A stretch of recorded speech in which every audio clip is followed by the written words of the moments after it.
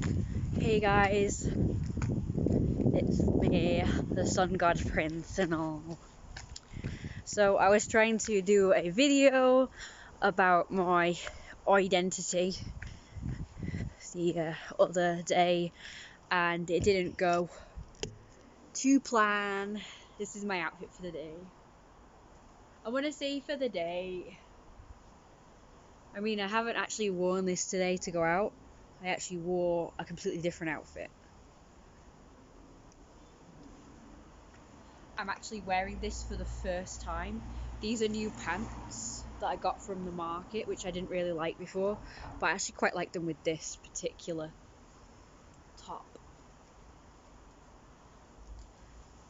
It kind of makes me look like a little boy though, because you know, back in the old days, in the Victorian days, little boys used to wear shorts like this, smart shorts like this, with like socks like I'm wearing now. So I kind of look like a little.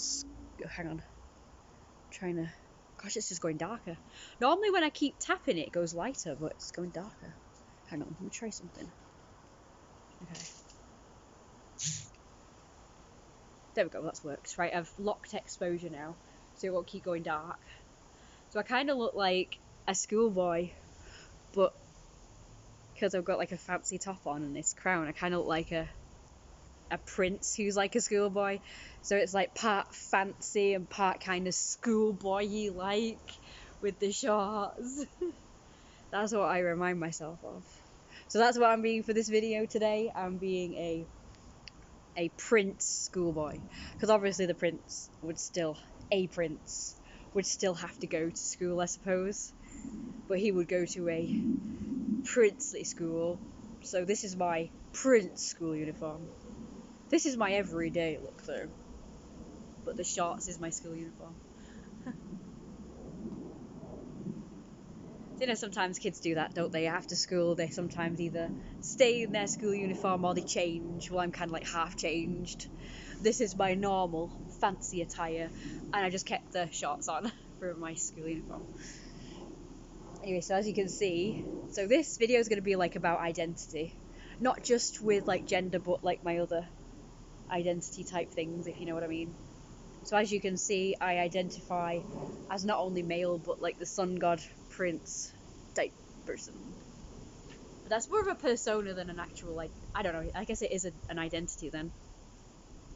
It's obviously not gender identity, because some person asked me, like, you know, is being a furry, they didn't ask me, they just asked Google, I guess, because it came up when I searched for furries in my local community. You know, I want to find local furries so that I can kind of advertise my furry meet that I'm having this month. I've decided to have one this month, the later this month, which is September 2021, and also one in October 2021.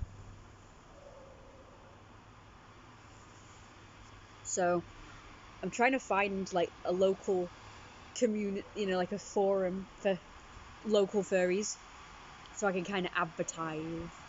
And when I searched for furries in the UK, or furries like in Manchester or like the local area, there was like this like questions bit, and one of the questions was, is furries like a gender identity or something? I'm like, no, it is kind of like an identity, but it's not a gender identity, is it?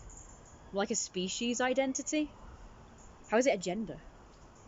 Not everything's a gender, you know. And I'm like that. I not only identify as male, but I also identify as a different species altogether than human. I've always kind of had a hard time just identifying as a human.